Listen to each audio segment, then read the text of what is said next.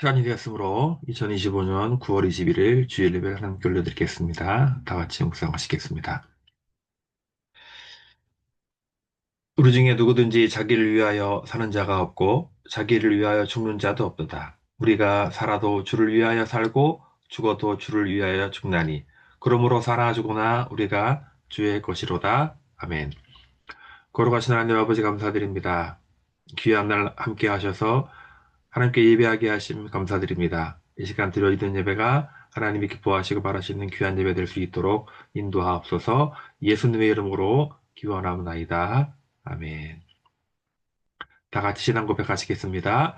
하나님은 영이시니 예배하는 자가 영과 진리로 예배할지니라. 아멘. 같이 찬송가 41장 같이 찬송하시겠습니다. 내 영혼아 주 찬양하여라. 온 뜻과 정성을 다 모아서 사랑과 은혜 풍성하시니 주 안에 참된 기쁨이 넘치도다. 내 영혼아 주 찬양하여라. 그 팔로 행하신 큰 위업을 인자와 자비 풍성하시니 온 세상 모두 알리라 세세토록. 내 영혼아 주 찬양하여라. 능력과 권세로 다스리네. 교만한 자는 물리치시고 이 낮고 천한 백성들 높이시네. 내 영혼아 주 찬양하여라. 하나님 약속은 늘 신실해. 온 세상 향해 크게 말하라. 내 주님 위대하심을 영원토록. 아멘. 예배를 위해서 같이 기도하시겠습니다. 거룩하고 자비하신 하나님 아버지, 하나님의 귀한 은혜와 사랑을 진심으로 감사드립니다. 이 시간 주의 이름으로 수많은 권속들이 하나님께 나와 예배하고 기도하게 하심 진심으로 감사를 드립니다. 이 시간 통치자들의 감시와 핍박을 피해서 몰래 몰래 숨어서 하나님께 예배하고 있는 수많은 성도들, 북한과 중국과 이슬람권의 형제들을 기억하여 주시고 그들이 드리는 예배를 기억하여 주시고 하나님 그들 가운데 함께 하셔서 언젠가 하루빨리 그들에게 하나님 자유와 그런 자유롭게 예배드리는 그날이 속히 올 수 있도록 인도하옵소서. 어리석은 자들은 지금도 여전히 하나님이 어디 있느냐고 하나님을 부정하고 인간은 저절로 스스로 존재해서 위대하게 되었다는 허망한 착각 가운데 살아가고 있습니다. 너무나 많은 사람들이 이러한 허무맹랑한 주장에 동화되어서 창조주 하나님을 잊어버리고 어리석은 허탄한 진화론 물론을 쫓아 그들의 인생을 지옥으로 향하고 있사오니 너무나 어리석고 안타깝게 그지없습니다. 이를 위하여 수많은 선교사님들이 종족과 민족을 향해서 복음 전도를 향해 멀리 멀리 퍼져나갔습니다. 하나님 그들을 복내려 주시고 그들의 수고와 땀과 인내와 믿음이 순종이 하나님의 때에 반드시 결실을 맺을 수 있도록 인도하옵소서. 하나님께서 세우신 자랑스러운 나라 대한민국, 아시아 최초의 예수교 나라를 꿈꿨던 이 나라가 하나님의 놀라우신 은혜와 복으로 큰 복으로 우리가 잘 살게 되었지만 우리가 정말 자만하고 방탕하고 타락하여서 하나님의 은혜를 저버리고 내가 혼자 저절로 잘 살게 된 것이 착각하여서 허탕하고 이 거짓 가르침과 이론들을 받아들여 교회가 흔들거리고 성도들이 나약하고 타락하고 지도자들이 부패하는 이 상황 가운데 하나님께서 징계의 채찍을 우리나라에 벌어졌음을 기억합니다. 하나님 이때 우리가 더 무릎을 꿇고 다시 한번 초창기 뜨거웠던 믿음으로 돌아갈 수 있도록 인도해 주시옵시고 어린 자나 큰 자나 노인이나 어린 자나 다 하나같이 하나님 한 마음이 되어서 하나님께 무릎 꿇고 회개하는 귀한 역사가 일어날 수 있도록 도와주시옵시고 부흥은 반드시 회개로부터 시작됨을 기억하며 우리가 온전히 전심으로 회개의 예배를 쌓을 수 있도록 하나님 인도해 주시옵소서. 하나님께서 오늘도 정말 이름도 없이 빛도 없이 많은 일들을 하는 주의 귀한 종들에게 복을 함께 해주시옵시고 하나님 그들 가운데 하나님 우리가 억울하게 당하는 일이 없도록 도와주시고 한국교회가 지금 큰 위기에 접해 있습니다. 이 위기 가운데 또 하나님의 묵질 수 있도록 도와주시고 불의한 정권과 세력의 탄압 세력에 맞서며 저항할 수 있도록 하나님 도와주시옵시고 이 과정에서 정말 잠자던 나께서 그리스도들이 깨어나서 더욱더 복음의 본질에 나아갈 수 있도록 인도하옵소서. 이 시간 드려진 예배 가운데 함께 해주시옵시고 부조화정의 말씀을 전할 때에 함께 은혜 받을 수 있도록 인도하옵소서. 예수님의 귀하신 이름으로 기도하옵나이다. 아멘.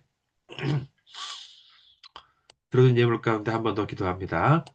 하나님 감사드립니다. 오늘도 예배드릴 때 빈손으로 오지 아니하고 아버지께 나와 정성껏 예물을 드립니다. 이 예물이 하나님께 귀하게 쓰일 수 있도록 도와주시옵시고 하나님 우리에게 주신 지혜와 지식과 재능과 모든 가족과 모든 것들이 우리끼리 잘 먹고 잘 살라고 주어진 것이 아니라 믿음이 약한 성도들에게 불신자들에게 귀한 것을 쓰이라고 준 것이니만큼 귀하게 쓰일 수 있도록 도와주시고 30배, 60배, 100배 결실이 맺어질 수 있도록 인도하옵소서. 예수님의 이름으로 축복하며 기도합니다. 아멘. 교회 소식입니다. 이제 아, 가을이 왔습니다. 가을이 와서 이제 활동하기 좋은 계절이 있는 만큼 더욱더 우리가 주의 일에 힘쓸 수 있도록 도와주시기 바랍니다. 대한민국이 바로 설 수 있도록 기도합니다.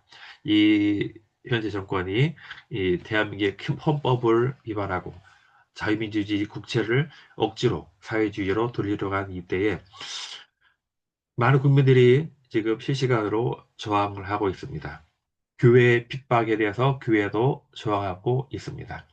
악법들을 양산하고 있는 이때에 이런 악법들에 대항하여 저항하고 있습니다. 돌아온 28일에도 28일 서울에서 이런 대규모 집회가 있으니 우리가 꼭 기억해야 되겠습니다.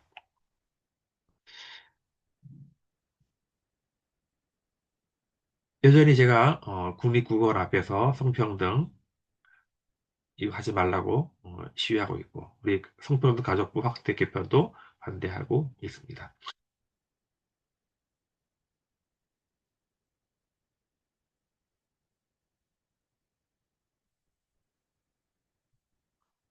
잠깐만요. 이게 파일이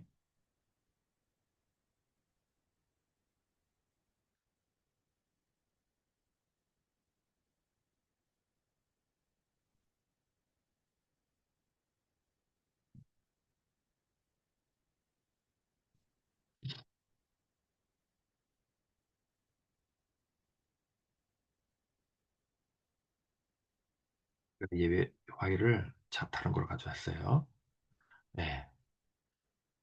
이게 이제 이번 주, 내일 국회 본관 앞에서 이제 통합국민대회 기자회견이 있고요. 27일에는 우리 자녀들 한국교회, 대한민국교회에 소리를 깨닫고, 전 교회적으로 이렇게 집회 예고가 있습니다. 같이 기도해 주시고 참석하시면 좋겠습니다. 지금 지난주에 아주 큰 네팔이 공산 정권이고 친중 정권인데요. 네팔 청년들이 단숨에 이런 폭악과 억압에 저항해서 3일 만에 네팔 공산 정권이 붕괴됐습니다. 지금 미국이 이 베네수엘라를 압박을 하고 있습니다. 원래 지난 대선에서 우파 후한 과이도가 승리했지만 이 마두로 대통령이 부정선거를 통해서 정권을 찬탈했거든요. 그래서 지금 미국과 서방 세계들은 이 마두로를 인정하지 않고 지금 감옥에 있는 이 후안 가이도를 정식 대통령으로 인정하는 가운데 미국이, 그러니까 이게 부정선거라는 거죠. 부정선거를 반대하고 있고 미국이 베네수엘라를 전방위적으로 압박하고 항모 전단까지 파견해서 지금 압박하고 있습니다. 지금 전 세계에 이런 친중과 친미로 세계가 양분되어 있는데요. 우리나라는 지금 안타깝게도 전통적으로 친미 정권인데 이 정권은 지금 반미 친중을 하고 있습니다. 우리가 기도해야 됩니다. 하루빨리 이 정권이 붕괴돼야 우리가 살 길입니다. 오늘 은혜가 나눌 말씀 로마서 14장 1절 같이 읽겠습니다. 시작. 믿음이 연약한 자를 너희가 받되 그의 의견을 비판하지 말라. 어떤 사람은 모든 것을 먹을 만한 믿음이 있고 믿음이 연약한 자는 채소만 먹느니라. 먹는 자는 먹지 않은 자를 없인 여기지 말고 먹지 않는 자는 먹는 자를 비판하지 말라. 이는 하나님이 그를 받으셨음이라. 남의 하인을 비판하는 너는 누구냐? 그가 서 있는 것이나 넘어지는 것이 자기 주인에게 있음에 그가 세움을 받으리니 이는 그를 세우는 권능이 주께 있음이라. 어떤 사람은 이 날을 저날보다 낮게 여기고 어떤 사람은 모든 날을 같게 여기나니 각각 자기의 마음으로 확정할지니라. 나를 중히 여기는 자도 주를 위하여 중히 여기고 먹는 자도 주를 위하여 먹으니 이는 하나님께 감사하며 먹지 않는 자도 주를 위하여 먹지 아니하며 하나님께 감사하느니라. 만일 음식으로 말미암아 내 형제가 근심하게 되면 이는 내가 사랑으로 행하지 아니함이라. 그리스도께서 대신하여 죽으신 형제를 내 음식으로 망하게 하지 말라. 그러므로 너희의 선한 것이 비방을 받지 않게 하라. 하나님의 나라는 먹는 것과 마시는 것이 아니요 오직 성령 안에 있는 의와 평강과 희락이라. 아멘. 오늘 함께 은혜 받은 말씀은요. 로마서 강의 24번째고 보다 더 중요한 것이 무엇인가를 함께 나누고자 합니다. 로마서 강의를 제가 24번째 하고 있는데요. 어, 1장부터 11장까지는 기독교의 핵심 교리에 관한 것입니다. 교리에 관한 것이고요. 그다음에 12장부터 16장까지는 교회 안에서 그리스도 성도들끼리 어떻게 지켜야 할 것을 우리가 같이 나누고 있습니다. 지난주에는 오직 예수 그리스도의 복음만이 인간의 공허함, 허무함을 채울 수 있다고 했고요. 오직 예수만 길이요, 진리요, 생명이고 내가 오늘 전하는 복음이 어떠한 위대한 인물을 존재할 수 있다는 것을 깨닫고 때를 얻든지 얻지 못하든지 복음 전도에 힘써야 된다고 말씀을 드렸습니다. 그러면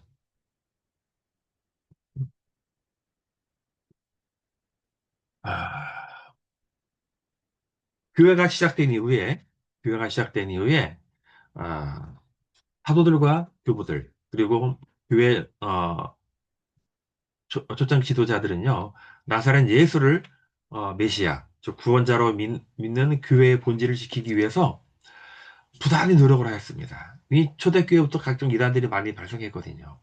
그러니까 이 이단들이 발생할 때마다 사도들과 교부들은 그것이 아니라 진짜가 무엇인지를 이렇게 반증하면서 교리가 정착되었는데요. 그래서 이제 오늘날에는 이 모든 것을 종합해서 이 기독교가 무엇인지 정통 복음이 무엇인지를 체계적으로 이렇게 정리한 게 있어요. 그래서 이거 보통 조직신학이라고 하는데 이 조직신학에 크게 6개 기둥이 있거든요.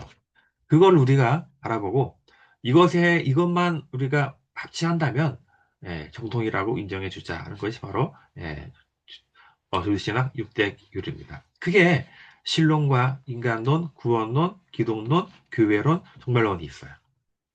물론 여기 또 단도 뭐 계시론까지 포함하겠지만 일단은 이 6가지 신론, 인간론, 구원론, 기독론, 교회론, 종말론 이것에 대한 일치된 견해만 보인다면은 장로교니, 감로교니, 침례교, 성결교니 이런 교단에 대해서는 크게 이를 달지 말고 정통이라고 인정해 주자고 하는 것입니다. 특히 이 신론에는 삼위일체에 대해서, 그다음에 성령론에 대해서, 천사론, 귀신론에 대해서 말씀드린 어떤 게 있고, 인간론에 대해서는 인간은 어떤 존재인지, 근데 여기에 진화, 창조냐 또는 교회 안에서 새롭게 되어지기 시작한 가짜 복음, 유신제나라고 있습니다. 이런 것도 잘 봐야 되고요. 구원에 대해서는 우리 인간의 구원이 행위 구원이냐, 은혜 구원이냐, 이것에 따라서 굉장히 갈리고 있습니다. 이 정통교리는 당연히 은혜 구원이죠. 기독론, 예수 그리스도의 신성, 예수 그리스도의 인성에 대해서 어떻게 설명을 하는지. 이 기독론에 대해서 잘못된 가르침으로 이단된 내용은 너무나 많아요. 초대교회 때부터 예수는 어, 피조물을 징계지만 그 징계 으뜸이다. 이런.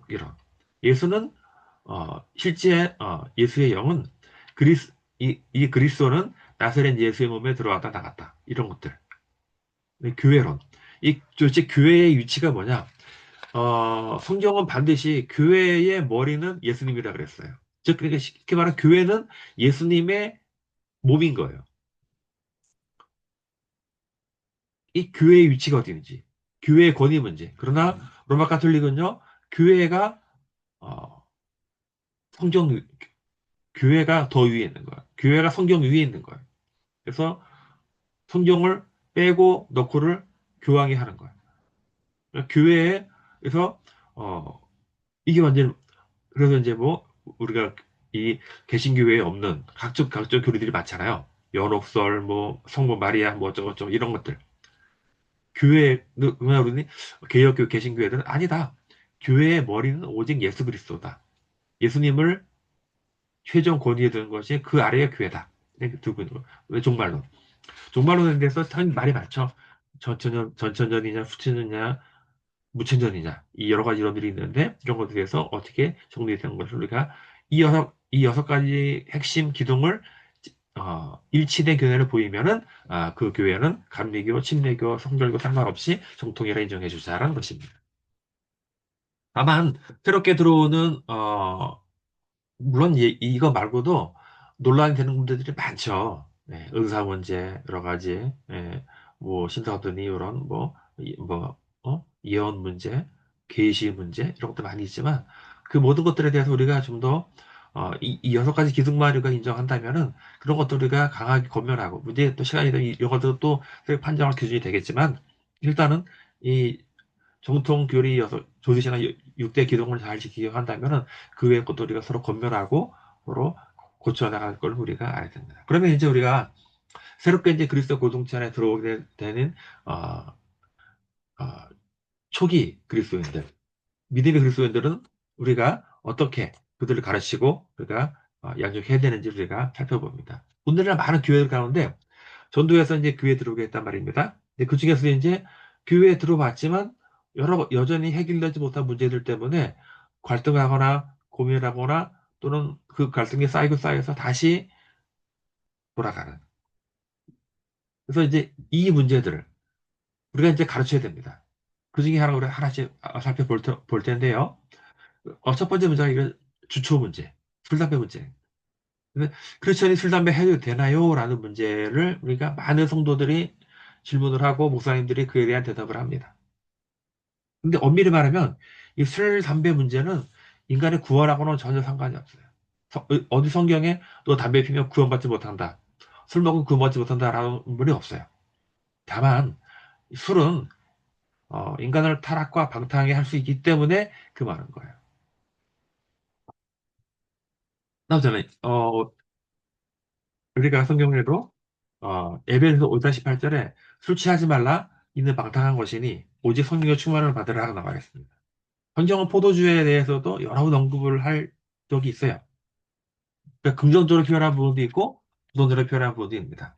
즉 술과 이 술과 담배의 문제는 우리를 방탕하게 하고 타락하게 하는 여지가 있기 때문에 우리가 조심하고 주의를 하는 거예요. 저 같은 경우 예를 들자면 저는 사실 모태신앙으로 자랐어요. 어릴 때부터 교회 생활을 했기 때문에 교회 생활, 학교 생활보다 더 익숙했어요. 그러던 중에 고등학교 2학년 때 친구한테 술과 담배를 배웠어요. 근데 그 친구도 교회 다니는 친구였어요. 그러다 대학교 가게 됐는데 기숙사에 들어가서 생활하는가 어느 날 기숙사 친구가 같이 대화를 하다가 그 친구 그러는 거예요. 그 친구는 이제 교회 안 다니는 친구였거든요. 하는 말이 자기는 교회 다니는 사람들은 적어도 술과 담배는 하지 말아야 된다라고 생각한다라고 했어요. 그래서 제가 왜 그렇게 생각하느냐라고 물었어요. 그랬더니, 아니, 저도 교회 다니는 사람들, 즉, 종교 생활 하는 사람들은 일반 사람들보다는 도덕적, 윤리적인 면에서 더 으뜸해야 돼야 되는 것이 아니냐. 근데 교회 다닌다고 하면서 술, 담배를 끊지 못하고 어떻게 안 믿는 사람들의 그런 본이 되고 덕이 되겠냐. 자기는 그렇게 본다. 라고 얘기하는 거예요. 근데 이 친구가 지금 불신자거든요. 근데 그 친구의 말에 저는 마치 망치로 한 대 맞은 것처럼 큰 충격을 받았어요. 아, 내가 과연 옳은 것인가? 그런 고민을 하던 채 마침 얼마 후에 저희 대학교에 두란노 경배아치상팀의 찬양 콘서트가 열렸어요. 호기심에 참석했어요. 그 찬양 콘서트에서 저는 찬양 인도자분의 강한 권면, 아직도 그리스도 안에 있으면서도 술과 담배 문제 를 해결하지 못한 분들은 반성하고 회개하십시오라고. 근데 그 말에 제가 아주 정말 큰 충격을 받고 저는 그 자리 그날부로 술과 담배를 싹 끊었습니다. 아직도 기억해요. 1991년 5월 31일. 물론 저는 지금도 예수님을 믿는 분들 가운데 여전히 술, 담배를 하는 분들을 만나요. 보고 있습니다. 그러나 그분들 좀 비난하지 않아요. 그러나 권면을 합니다. 만약 당신보다 믿음이 약한 분들이 당신의 그 모습을 보고 실망하거나 상처받아서 다시 세상으로 돌아가게 된다면 그 영혼에 대한 책임을 어떻게 감당할 수 있느냐. 라고 권면을 하고, 그다음에 이제, 근데 이 문제는 정말 시간이 지나면 믿음이 성숙되면 저절로 해결될 수 있는 문제라고 저는 보고 있습니다. 두 번째 문제는 뭐냐면요. 이 제사 문제예요. 우리나라는 명절이 있죠. 설과 추석에 항상 많은 집안에서 이 제사를 합니다. 그러니까 유교적 전통이 아직까지 온 거죠. 근데 정말 이 믿는 분들 중에서도 이 불신자와 결혼을 해가지고 이 제사 문제 때문에 고민하는 분들이 그렇게 많아요. 불신 집안의 분위기 때문에 불신 남편이나 불신 아내 때문에 결국 본인이 양보를 하게 된 경우도 보았는데요. 근데 양보를 하게 되니까 결국 그 사람은 교회를 안 나오더라는 거예요. 그러니까 끝까지 거부를 하다가 결국 이혼을 하는 경우도 봤습니다. 과연 우리는 이 문제를 어떻게 보아야 하겠습니까? 결론부터 말씀드리자면은 제사 문제는 우상숭배가 맞아요. 이 문제는 우리가 절대로 타협할 수 없는 문제예요. 성경에도 이방 여인을 아내로 맞이하다 타락한 인물들이 많죠. 대표적으로 지혜의 왕 솔로몬, 북이스라엘 아합, 다 이방 여인들을 아내로 맞이하였다가 결국 그 말로가 안 좋게 끝나지 않았습니까?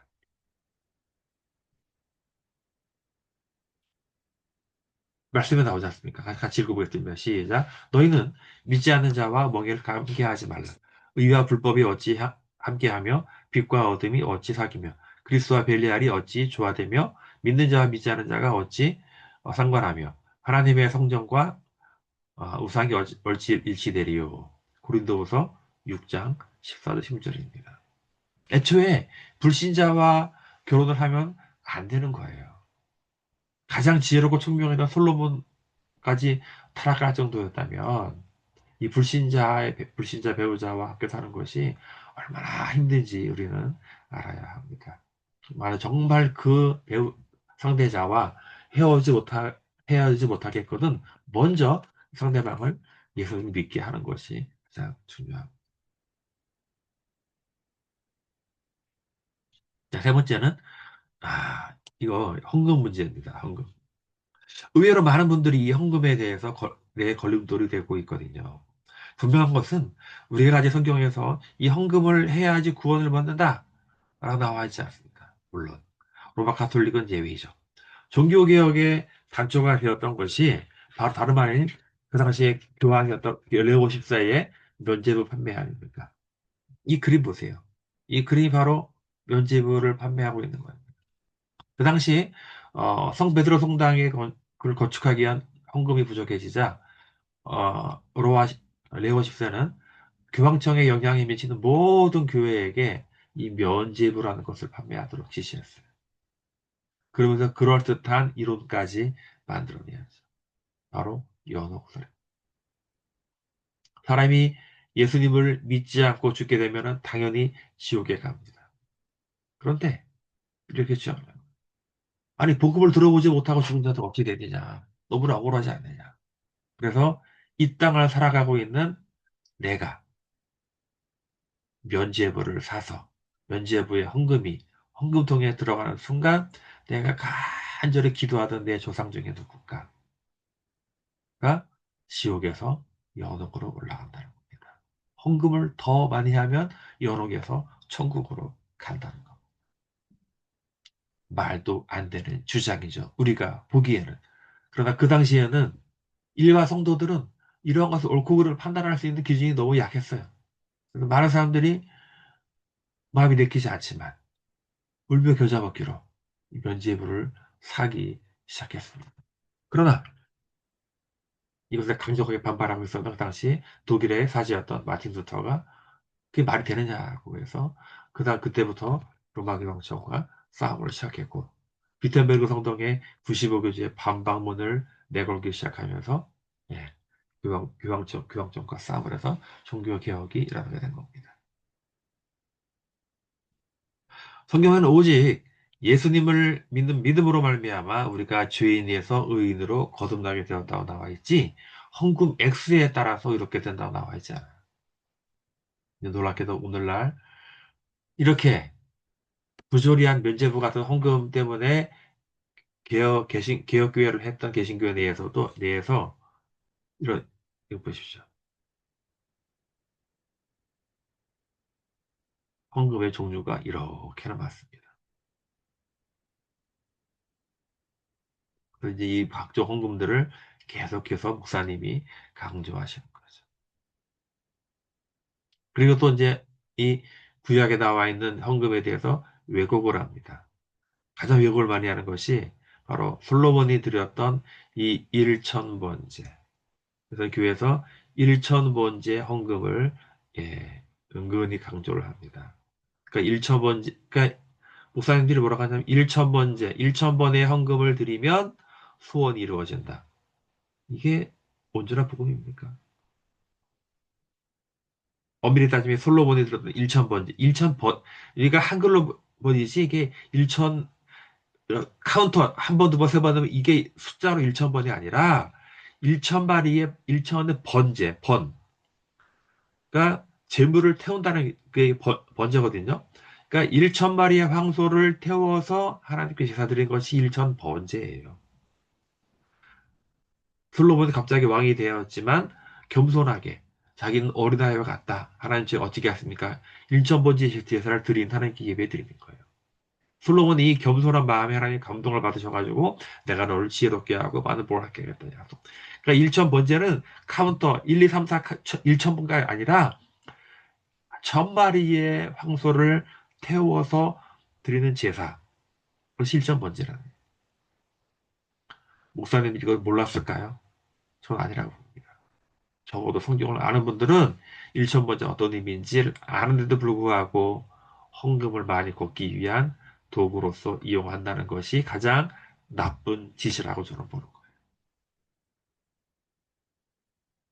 또 뭐냐면 예백 시간에 헌금을 하신 분들 일일이 호명합니다. 나는 뭐 이유가 있겠지만 이런 방식의 은거 성도들을 압박하고 있는 거거든요. 또 어떤 경우는 예배 시간에 헌금 바구니를 많이 돌리죠, 이렇게. 뭐 이걸 인정하는 분, 뭐 부정하는 분이 있겠지만 아무래도 뭐냐면 아직 준비가 안 된 성도들이나 믿음이 약한 성도들에게 부담이 될 수도 있는 부분이거든요. 이런 사실이 계속 하게 되면 믿음이 약한 성도들이 교회를 옮기거나 아니면 교회를 안 나오게 되는 경우가 있다. 가장 큰 압박이 11조를 하면은 큰 복을 받는다며 11조를 하지 않으면 마치 하나님의 것들을 떼어먹는 파렴치한으로 인식되게끔 강요하는 경우가 있죠. 이런 설명을 성도들이 듣는다면은 엄청난 압박으로 들릴지 상상이 가시.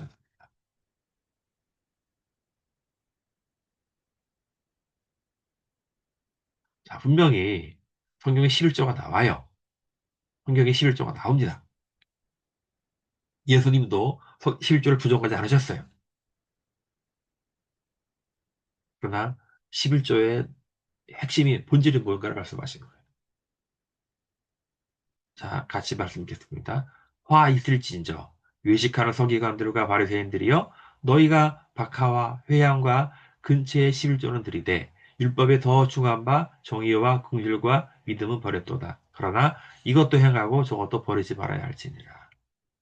헌금의 형식보다 헌금의 액수보다 헌금의 내용이 더 중요함을 가르쳐 주셨어요.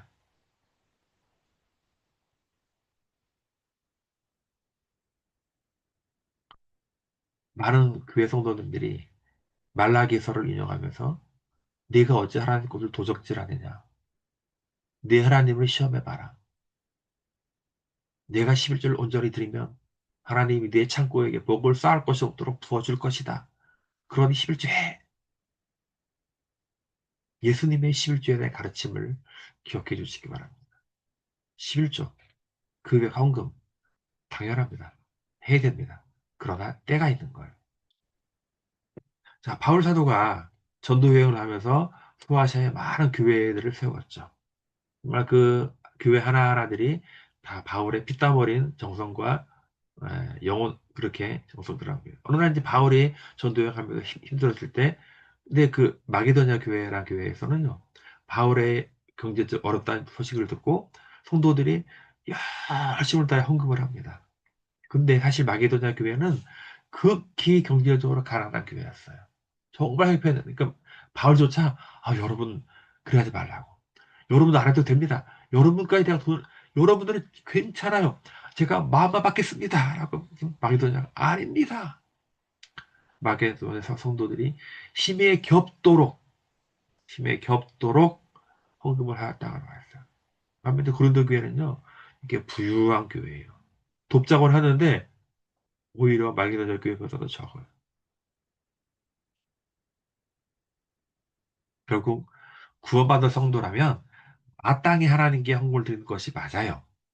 그러나 아직 믿음이 약한 성도들에게는 그것이 부담이 될 수도 있음을 알고 서서히 시간을 두고 가르쳐야 하는 겁니다. 헌금은 믿음이 성숙되면 저절로 해결되는 문제예요. 헌금에 대한 설교와 가르침 필요합니다. 반드시 해야 됩니다. 그러나 마치 당연한 것처럼 해야 하는 그 방법은 우리가 조금씩 시행해야 되는 것입니다. 그리고 이제 헌금은 응? 말씀을 마치러 갑니다. 간단하게. 자, 오늘 간단하게 교회 안에서 성도들에 대한 여러 가르침 몇 가지를 보았는데요. 이 본질적인 문제를 지키는 것이 더 중요하다고 했습니다. 정통교리, 신론, 인간론, 구원론, 기독론, 교회론, 종말론 이것을 우리가 잘 지켜야 된다고 말씀드렸고 이것에 대한 차이가 없다면 우리는 감리교니, 침례교니, 장로교, 성결교 등 그런 교파가 있지만 그것을 우리가 아무 문제가 안 된다고 했습니다. 다만 우리 교회 안에서도 여전히 해결되지 못한 문제들 그러니까 구원은 받았지만 이런 술, 담배 문제라든지 제사 문제라든지 헌금 문제라든지 이런 것들을 이런 것들은 구원에 관한 문제가 아니라 신앙의 성숙에 관한 문제라는 거예요. 그때 우리가 이것을 잘 구별하고 이런 것들 때문에 성도들에게 상처를 주고 실망을 하여서 다시 세상으로 돌아가게 하는 일은 우리가 적어도 없어야 되지 않겠냐 하고 제가 말씀을 드린 겁니다. 그래서 우리가 오직 성경, 오직 믿음, 오직 은혜, 오직 그리스도, 오직 하나님 영광 이것을 기초로 우리가 신앙생활을 하는데 부족함이 없어야 하겠습니다. 다 같이 기도하시겠습니다. 거룩하신 하나님 아버지 감사드립니다. 또한적인 오늘 말씀을 통하여서 우리가 성숙된 교회 안에서 어떤 가르침을 해야 될지를 간단하게 살펴보았습니다. 우리가 담배 문제, 제사 문제, 헌금 문제 정말 중요한 문제고 구원받은 성도들이면 당연히 구별을 하고 그러니까 잘 해야 되는 문제입니다. 하나님 우리에게 지혜를 주시고 이 문제에 대해서 우리가 실망하거나 좌절한 성도들이 없도록 도와주시고 오직 본질적인 문제에 집중하여서 노력하고 해서는 우리 모두가 되게 하여 주시옵소서. 예수님의 이름으로 기도합니다. 아멘. 찬송가 342장까지 찬송하시겠습니다. 너 시험을 당해 죄 짓지 말고 너 용기를 다해 곧 물리치라. 너 시험을 이겨 새 힘을 얻고 주 예수를 믿어 늘 승리하라. 우리 구주의 힘과 그의 위로를 빌라 주님 내 편에 서서 항상 도우시리. 내 친구를 삼가 잘 선택하고 너 언행을 삼가 늘 조심하라. 너 열심을 다해 늘 충성하고 온 정성을 다해 주 봉사하라. 우리 구주의 힘과 그의 위로를 빌라 주님 내 편에 서서 항상 도우시리. 잘 이기는 자는 상 받으리니 너 낙심치 말고 늘 전진하라. 내 구세주 예수 힘 주시리니 주 예수를 믿어 늘 승리하라. 우리 구주의 힘과 그의 위로를 빌라 주님 내 편에 서서 항상 도우시리. 아멘. 예배를 축도하고 예배를 마치겠습니다.